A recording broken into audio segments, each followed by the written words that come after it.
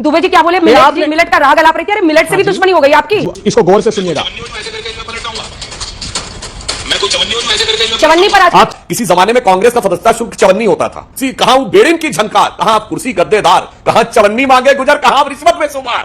हुईगा स्वतंत्र भारत हमार। दिल जीत लिया रे, दिल जीतने के लिए नहीं जयंत साहब, ये दल को जीतने का काम है। मैं तो हतप्रभ रह गया आज, कैसे जार जार फूल झड़ रहे थे सुधांशु जी के मुखारविंद से। चोरी और सीना जोरी, इन्होंने उस कहावत को बदल दिया, इन्होंने सीना जोरी से चोरी प्रारंभ कर दी। अबे जी क्या बकवास की बात करते हैं। चौधरी साहब को गिराने में आप लोग हमेशा आगे रहे, बढ़ाने में हम लोग आगे रहे। तो आज जो ये सो कॉल्ड इंडी गठबंधन है, इसकी क्या गति हो रही है कि नादान तमन्ना रेती में अंजना एक बार खेती है, एक हाथ से देती है दुनिया सौभाग्यों से। दोस्तों नमस्कार, स्वागत है आप सभी का। आप देख रहे हैं एसके डिबेट।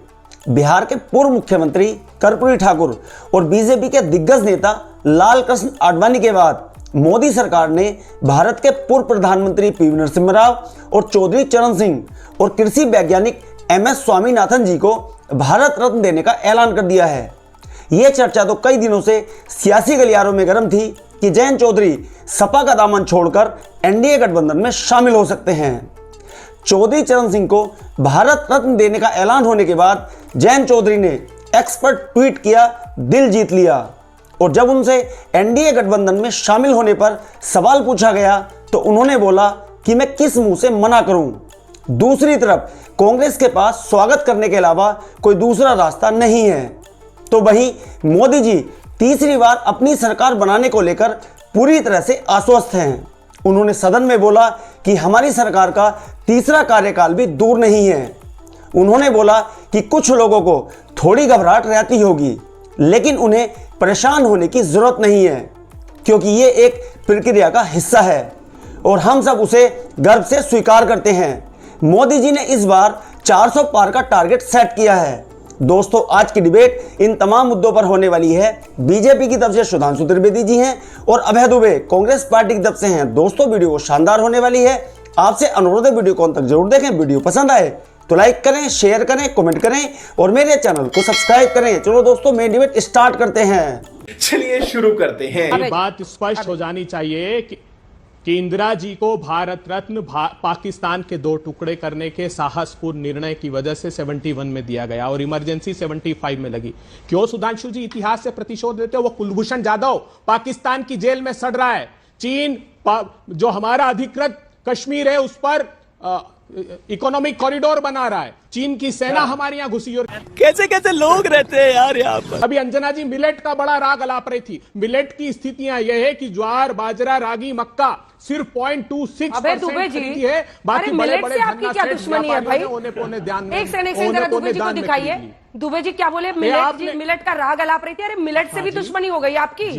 हाँ बिल्कुल, इसलिए कह रहा हूं मैं कि ये सवाल पूछिए सरकार से कि मिलेट उत्पादित करने वाले किसानों से कितनी समर्थन मूल्य पर फसल खरीद रही है। 0.26%, 491 लाख टन का प्रोडक्शन हुआ, 1.28 लाख टन मोदी जी ने खरीदा। कौन खरीद रहा है पूछिए ना एक बार। वो बड़े धन्ना सेठ। और मैं आरोप नहीं लगा रहा हूं, सीएससीपी ने रिकॉर्ड पर यह कहा है कि जब किसानों की फसलें आने वाली होती है तो मोदी सरकार खरीदा हुआ अनाज बाजार में उतार देती है और प्राइसेस क्रैश करती है। तो किसानों के खिलाफ जितने कदम मोदी सरकार ने उठाए, क्या हक है उनको कि वो चौधरी चरण सिंह जी का? ये सिर्फ मैं तो आखिरी वीडियो एक सुनाना चाहता हूं जयंत जी, इसको गौर से सुनिएगा। चवन्नी पर आज आप चवन्नी चर्चा हो रही है। आप सुधांशु जी जवाब दीजिए। आपकी औकात बता रहा हूँ सर, बुरा नहीं मानना सर। अंजना जी चवन्नी की इन्होंने बात कही तो मैं चवन्नी के ऊपर 2 लाइनें सुनाना चाहता हूं।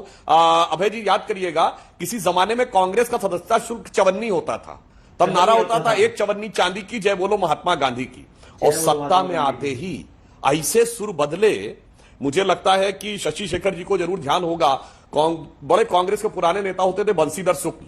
वो स्वतंत्रता संग्राम सेनानी थे और स्वतंत्रता के बाद चंद वर्षों में कांग्रेस में आए, भ्रष्टाचार से इतने दुखी हो गए कि उन्होंने एक कविता लिखी थी, हुईगा स्वतंत्र भारत हमार। उन्होंने लिखा, कहां कुर्सी, कहां बेड़िन की झंकार, कहां कुर्सी गद्देदार, कहां चवन्नी मांगे गुजर, कहां रिश्वत में शुमार। हुईगा स्वतंत्र भारत हमार।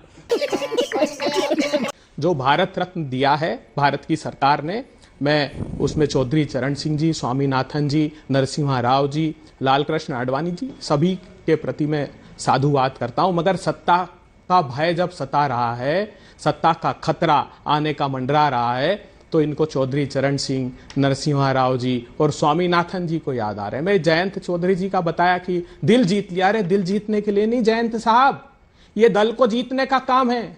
आप देखिए कर्पूरी ठाकुर को भारत रत्न दिया, नीतीश बाबू को तोड़ लिया। और जिस दिन जातिगत जनगणना के निष्कर्ष नीतीश बाबू घोषित कर रहे थे, प्रधानमंत्री जी उस दिन कह रहे थे कि यह पाप है। उसकी पाप से तुलना करते थे जो कर्पूरी ठाकुर का स्वप्न था कि जितनी आबादी उतना हक। उसके खिलाफ काम करने वाली भारतीय जनता पार्टी जब कर्पूरी ठाकुर को भारत रत्न देती है तो इससे साफ परिलक्षित होता है। चौधरी चरण सिंह जी की आत्मा जार जार रो रही होगी। उनके पोते को लहू लुहान कर दिया, हाथरस में मार मार के। उनके सारे जाट समुदाय के जितने उनकी पार्टी के लोग थे वो लहू लुहान कर दिए गए। किसानों के राह में कील और कांटे बिछा दिए गए। 700 किसानों ने शहादत दी। चौधरी चरण सिंह क्या इस बात से प्रसन्न होंगे? क्या स्वामीनाथन जी इस बात से खुश होंगे कि 14 के पहले भारत के प्रधानमंत्री नरेंद्र मोदी जी भाषण देते थे कि स्वामीनाथन का C2+50 दूंगा। उसको एक्सप्लेन करते थे कि उसकी मेहनताना दूंगा, उसकी इनपुट कॉस्ट दूंगा, उसकी जमीन का किराया दूंगा। लेकिन आज स्वामीनाथन कमीशन की बात तो दूर, समर्थन मूल्य का कानून प्रधानमंत्री जी बनाने को तैयार नहीं। किस मुंह से आप महिमा, मैं तो हतप्रभ रह गया आज। कैसे जार जार फूल झड़ रहे थे सुधांशु जी के मुखारविंद से नरसिम्हा राव जी के लिए। अरे आग उगलते थे, मेरे साथ शो में थे। इन्होंने क्या आरोप लगाया? इन्होंने आरोप लगाया कि नरसिम्हा राव वही नरसिम्हा राव है जिन्होंने कहा था कि मस्जिद फिर से बनाएंगे। अरे कल तक जो आप आलोचना से बाज नहीं आते थे, आज महिमा मंडन कर रहे हैं। तब भी हमारे नेता थे, आज भी हमारे नेता थे। जिस पर आरोप लगाया इन्होंने, ये तो पहले आप कहावत थी चोरी और सीना जोरी, इन्होंने उस कहावत को बदल दिया। इन्होंने सीना जोरी से चोरी प्रारंभ कर दी। ये राजनीतिक दल चुराने लगे हैं, ईडी के माध्यम से सीना जोरी करते हैं। आप देखिए शिवसेना को चुरा लिया, एनसीपी को चुरा लिया। जिस पर भ्रष्टाचार के सीना जोरी की, ईडी से आरोप लगाए, वो पार्टी तोड़ दी। अरे इतने डरे हुए क्यों हैं आप? एक अकेले राहुल गांधी से इतने भयाक्रांत हैं? रुको जरा, सबर करो। आज डरा हुआ कौन है और कौन दुष्प्रचार कर रहा है? राहुल गांधी जी क्या एब्सर्ड बात बोलने लगते हैं कि 5 दशक तक वो ओबीसी नहीं थे। अभय जी क्या बकवास की बात करते हैं। 7 अगस्त 1990 को मंडल कमीशन लागू हुआ, उससे पहले भारत सरकार की शब्दावली में ओबीसी वर्ड ही नहीं था, सिर्फ राज्यों में था 1960 और 70 के दशक में। और फिर वो मामला कोर्ट में गया, कोर्ट का जजमेंट आया 94 में, 93 में, 94 में जजमेंट वो इंप्लीमेंट हुआ। तो भारत सरकार में ओबीसी की लिस्ट ही 94 में बनी। भाई साहब 5 दशक से नहीं थे, फलाना ढिमाका। देखिए झूठ की इंतहा हो गई है। आप लोगों के लिए ये डर दर्शाता है आपका कि किसी भी प्रकार का दुष्प्रचार करके आप अपनी बात को साबित करने का प्रयास कर रहे हैं। और जो चौधरी साहब के बारे में कह रहे हैं, तो मैं सिर्फ ये बताना चाहता हूं, उनको मुख्यमंत्री भी हम ही लोगों ने बनाया था, जनसंघ के सपोर्ट से वो बने थे पहली बार। प्रधानमंत्री भी जनसंघी सबसे बड़ा घटक था।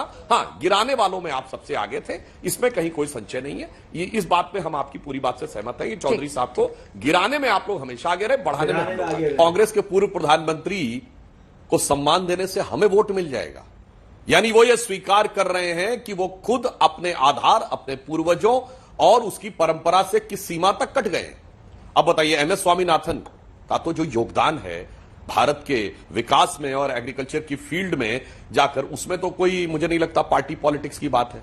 चौधरी साहब पहले उत्तर प्रदेश के मुख्यमंत्री थे जो गैर कांग्रेस के थे, और खैर वो बात छोड़िए कि उनके साथ बाद में क्या हुआ, किस ढंग से वो प्रधानमंत्री बने और कांग्रेस ने धोखा दिया, वो अलग बात थी। मगर किसानों को लेकर स्वतंत्र भारत में राजनेताओं में, मतलब देखिए वो शेतकारी किसान संगठन वाले शरद जोशी जी, वो विषय अलग, मगर किसानों के विषय को लेकर यदि कोई नेता सबसे पहले स्थापित हुआ है 60 के दशक में, तो वो चौधरी साहब। हम इस बात को भूल गए कि हमारी 4 सरकारें बर्खास्त हुई थी। सरदार पटेल की सबसे ऊंची मूर्ति नरेंद्र मोदी जी ने बनवाई। हमें इससे कोई फर्क नहीं पड़ता कि उनके गृह मंत्री रहते हुए संघ पे प्रतिबंध लगा था। देश के लिए सोचने का सबका नजरिया अलग होता है। हम ये देख सकते हैं नीतियों में गलती हो सकती, पर नीयत सही थी कि नहीं।